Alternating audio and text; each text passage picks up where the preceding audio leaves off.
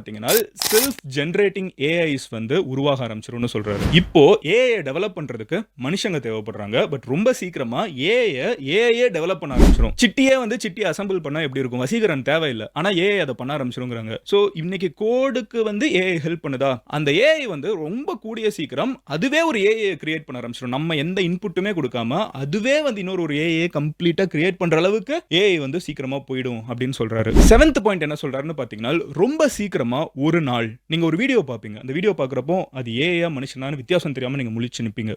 மனுஷங்களுக்கு மனுஷன் எது ஏஐ அப்படின்னு வித்தியாசம் தெரியாம முழிச்சு நிக்கிற நாள் ரொம்ப சீக்கிரமா இருக்குங்கிற 8th பாயிண்ட் என்ன சொல்றாருன்னு பாத்தீங்கன்னா இன்னைக்கு உங்களோட சாட் ஜிபிடி கிட்டயோ இல்ல ஜெமினி கிட்டயோ இந்த எந்த ஒரு ஏஐ ஏஜென்ட்டா இருக்கட்டும் நீங்க ஒன்னு சொன்னீங்கன்னா அது அதை செய்யும். அதுதான் அதோட வேலை. அதோட ரோபோட்டோட வேலையை நம்ம சொல்றதை அதை செய்யறது மட்டும்தான். அதை தாண்டி யோசிக்கிறது கிடையாது. கரெக்டா? பட் என்ன சொல்றாருன்னா ஏஐ வந்து ரெஃப்யூஸ் பண்ணும். நீ ஷட் டவுன் பண்ணு அப்படின்னு நீங்க ஒரு கமாண்ட் கொடுத்தீங்கன்னா எஸ்பெஷலி அதை வந்து நிறுத்துற மாதிரி ஒரு கமாண்ட் கொடுக்குறப்ப நீங்க இங்க போங்க போனா அதெல்லாம் செய்யும். ஆனா நீங்க அதையே நிறுத்துற மாதிரி ஒரு கமாண்ட் கொடுத்தீங்கன்னா ஏஐ வந்து மறுக்க ஆரம்பிக்கும்.